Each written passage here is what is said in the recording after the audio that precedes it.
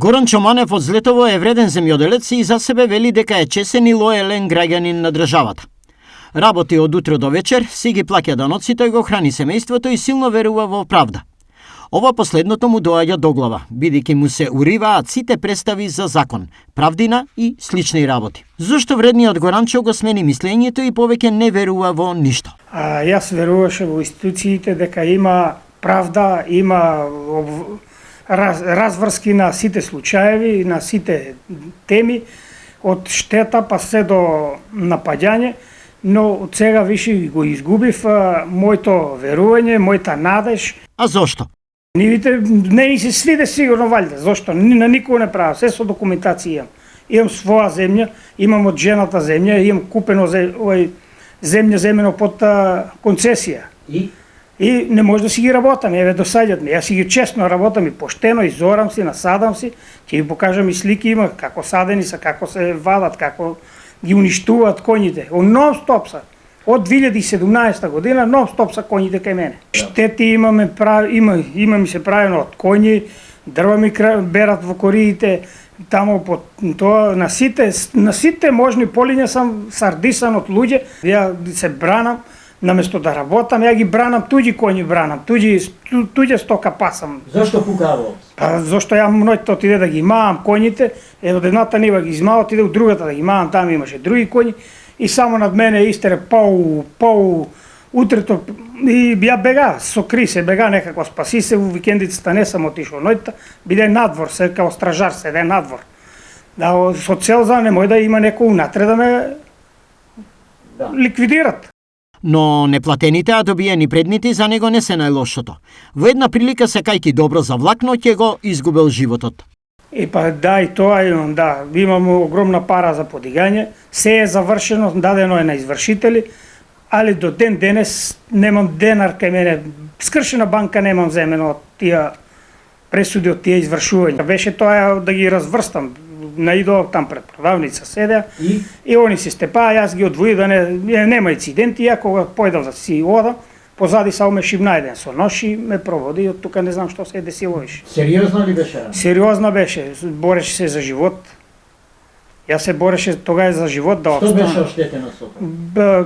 Боден сум, еве може да ви покажам слика, диафрагма имаше ребра. Еве ја сликата, може да ја покажам какви ја убодни... Тоа е оперативен запад. Да, убодни рани имаше. И од тие оштета немам ништо, јас сам више пола човек. По ова, Горанчо 2 години поминал на боледување, а последици од тешката повреда се уште има. Коњот кој му ги уништувал нивите, Горанчо успеал да го згрижи во својата штала, за да биде нахранет и заштитен. Но еден ден, коњот го удрил во глава, пошто Горанчо пак завршил со тешки повреди во болница. Јас кога му стави вода на коњот, тој пиеше вода и одеднаш сама се пружи да зема кофата да му наполнам уште вода, мана со ногата ме удри на левата страна, тука ме удри и ја моментално не паднав, ама детето беше покрај мене и само рече: тато, што ти биде, он ти утепа ритнате. Ја викам, ништо не ми е. И кога после 15 минута ги затворивме и одмah реков што ме удари и ти ми се слоша. По патот да си дојдеме за Злето, до асфалто, од тука со кола бе. Ама едно 10-15 минута јас сам паднал во несвест и се освестив ноќта уштип у 1-2 сата ли беше, кога се развртев, гледам во болница. И што се утврди? Се утврди дека коњо ме ритна, потрес на мозокот, имам документација, имам све. Овие 2 тешки повреди Горанчо повторно ништо не наплатил, иако има извршни судски решенија. Па сега нема, тој немаше каде да му земат на тоа време, пари да му земат, не работеше, после отиде во Словенија, надвор од нашата држава, отидам кај извршителите, вика нема устранство, е друга држава, не можеме да интервенираме. Не е, се уште не е вратен, се уште е таму на работа. А собственикот на коњот се знае? Собственикот на коњот, ја мислам дека се знае, неќе да го откријат, пријавено е у полиција, истрага не се воде, коњот е после украден.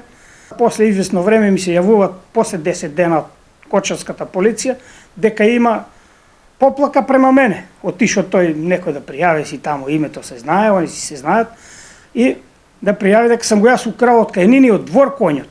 а не да го фатам у нивите. И доваѓа полицаец, ја да го потпишам записникот дека е украден коњот. Јас му кажа на полицајецот, ја тоа не може да го потпишам, не е било, нема ни да биде. Коњот е фатен, господине, му кажав на полицајец, господине, ти имаш на лице место излавано да видиш што се работе, што ти има. И тој вика, потпиши овој документ. Ја му кажа, што пишува? Дај да го видам у моји раце, да го прочитам што пишува и на мене да му ставиш примерак. Не, ово е строго доверлива тајна, не може да ти дадам, еве ја ќе ти прочитам. Дека коњот е украден од там и там, од тај двор, на тај човек е, ти го однесе у јамиште. Ја му кажа, тој не е тачно, не е вистинето, јас не можам тоа да го потпишам. Во меѓувреме, стадото ги коњи секоја година му ги газат и уништуваат посевите, а тој нема врата на која не бил за да се заштити. Повеќе не знае што да прави и како да излезе накрај со луѓето, но и да се убеди себе си дека правда нема. Тужба ќе пуштиме до Страсбург за штетите и плюс за човековите права, пошто мене не ме никој заштитува. Помош нема. Ангажиравте адвокати? Па имам нешто ангажирани адвокати, имам некој. Па може да направиме, само прво да испитаме тука во нашите институции, прво да добиеме документи. Ја мора да барам спас, или па нека излезат, нека ми каже некој дека нема крај, дигни раце. Мора, ја еве раце сам и за никаде, ноги сам за никаде, здравието ми е глава, мозок, се сам блокиран. Горанчо Манев има 5-члено семејство, стока, имот, многу работа и неподвижен старец за кој мора да се грижи. Ништо не му е потешко од недобиената правда.